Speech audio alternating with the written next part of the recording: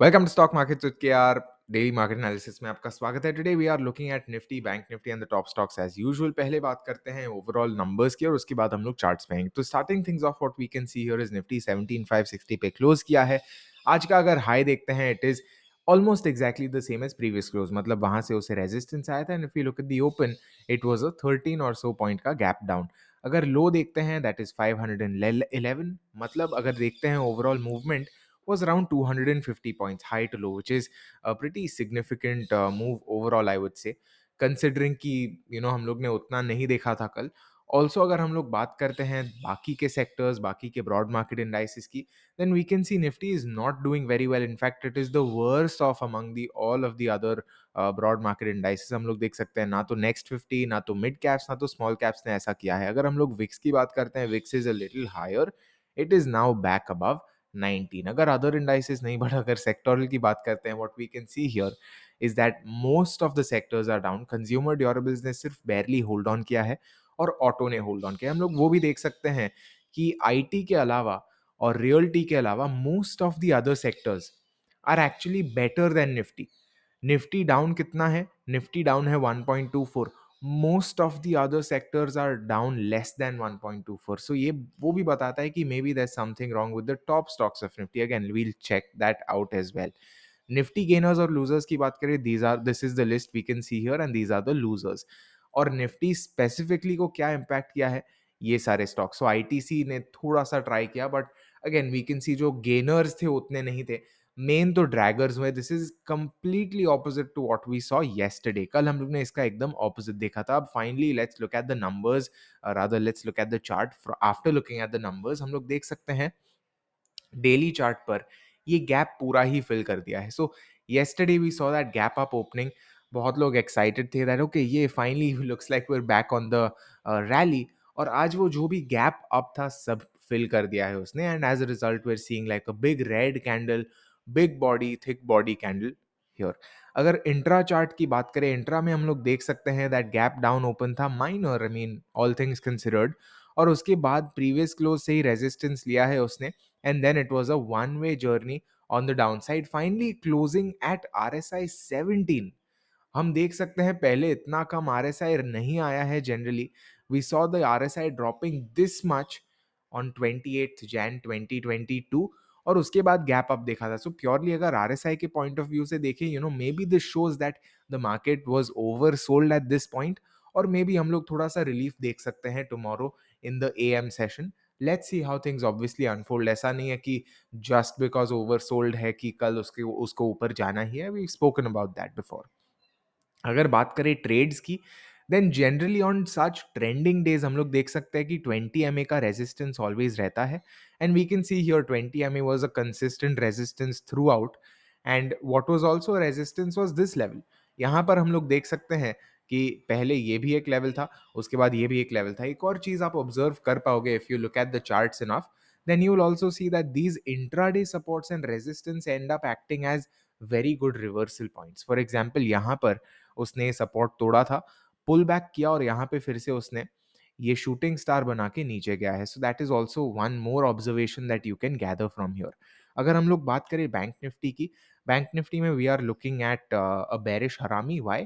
Because prices ऊपर गए हैं।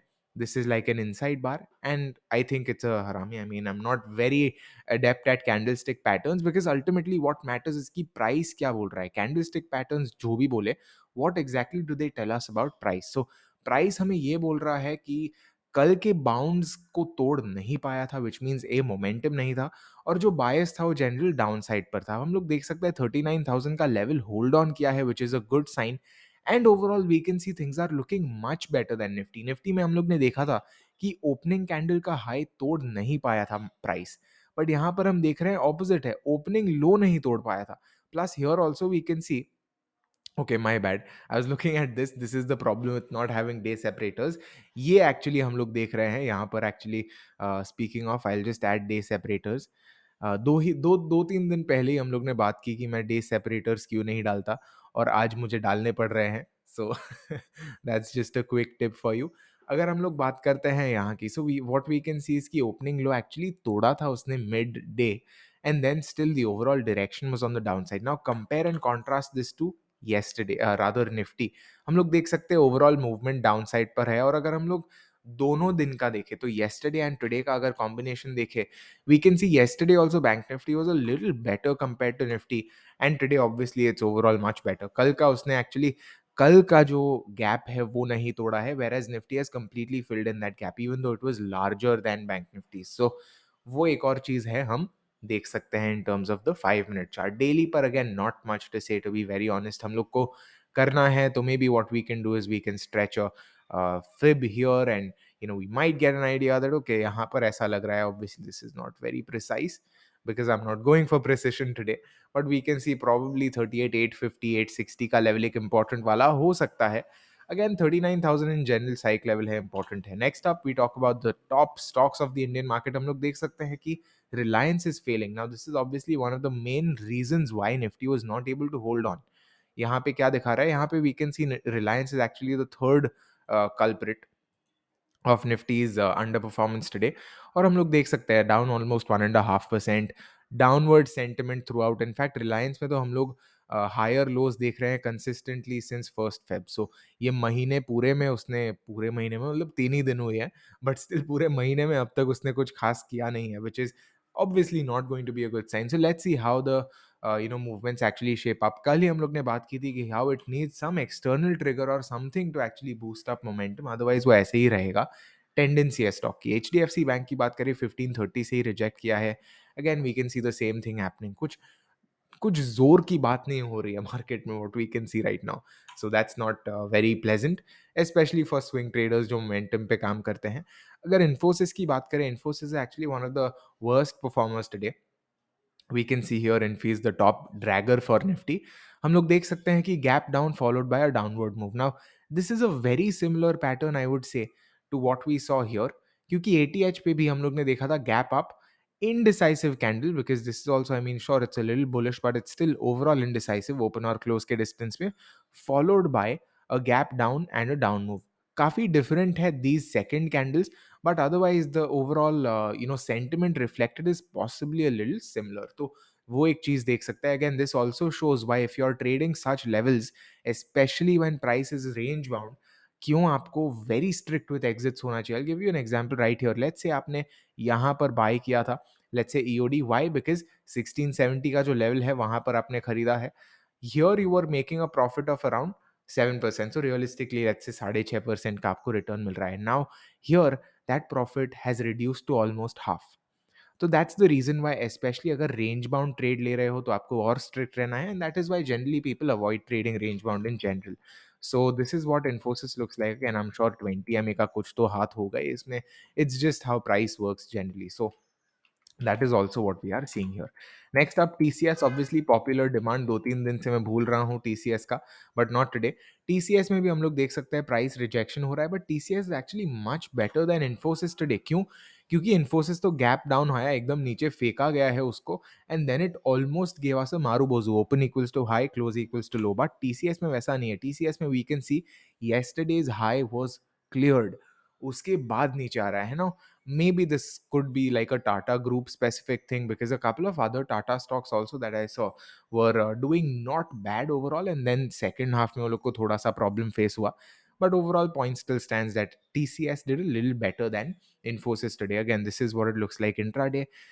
20 MA फिर भी I'm sure कुछ ना कुछ तो होगा ही, because I don't know why it just always ends up taking resistance from 20 MA intraday chart पर। So that's like a top tip for you guys in case you're still following this video.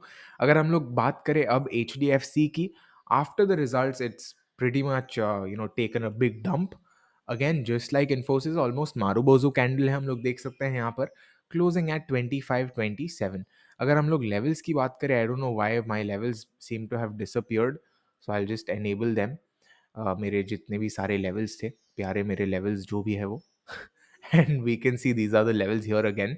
ये वाला retracement I don't think is very important now, so I'll just remove that। and yeah, what we can see is कि that same 2600 2620 का resistance उसको पड़ा था, and then it is just come down। so we know of that resistance level now। maybe it might be heading towards this zone again before finding some support। हम लोग वैसा देख सकते हैं because यहाँ पे momentum काफी है। so we can't rule that out. Intraday, just for curiosity's sake, this is what it looks like. Majority of the movement happened in the first candle. तो 5 मिनट के अंदर 1.5% ऑलमोस्ट उसने उड़ा दिया था, and the overall net movement is just around 3.26. ICICI bank की बात करें, we seeing it struggling at 818 fib extension. Fib extension की अगर आपको क्यूरियोसिटी है, what you can do is you can go on the YouTube channel, and while you're on the channel you can subscribe as always. And अगर आप कोई भी video देखते हो, again any recent video will always have the watch next buttons. तो watch next पर आप जाओ, the first link itself in the watch next thing will be the fib extensions video, so I highly recommend you check that out. Again ICICI bank पे उसका ही resistance आ रहा है. Same goes for a lot of other stocks including DLF, including Infosys and so many more. Next up, Kotak bank. Kotak bank not really looking very pleasant. In fact कल का जितना move था, it's been almost completely erased. देखते हैं if it's able to hold these levels. 1900 psychological, अगर hold कर पाता है अच्छी बात है, अगर नहीं होल्ड कर पाता देन आई मीन नहीं होल्ड कर पाता, we can't really influence the market. RSI 60 को क्रॉस नहीं कर पा रहा, दैट अगेन मीन्स कि मोमेंटम का प्रॉब्लम हो सकता है. अगर हम लोग बात करें एसबीआई की, एसबीआई में we are seeing consistent selling happening from 540 544. हम लोग देख सकते हैं कि 3 दिन हाई सेम जगह पर रहा है, विच मीन्स लक्ष्मण रेखा बन रही है यहाँ पर. And in case you are not sure of what a Lakshman Rekha is, I recommend you Google it and then you use the same concept in the markets. आपको आई एम श्योर ये समझ में आ जाएगा कि यहाँ पे क्यों इतनी गिरावट आ रही है. So maybe if it breaks above 544 on a closing basis, it might show a good sign. So let's see. Overall momentum उतना डैम्पन नहीं हुआ है, but possibly profit booking हो रहा है.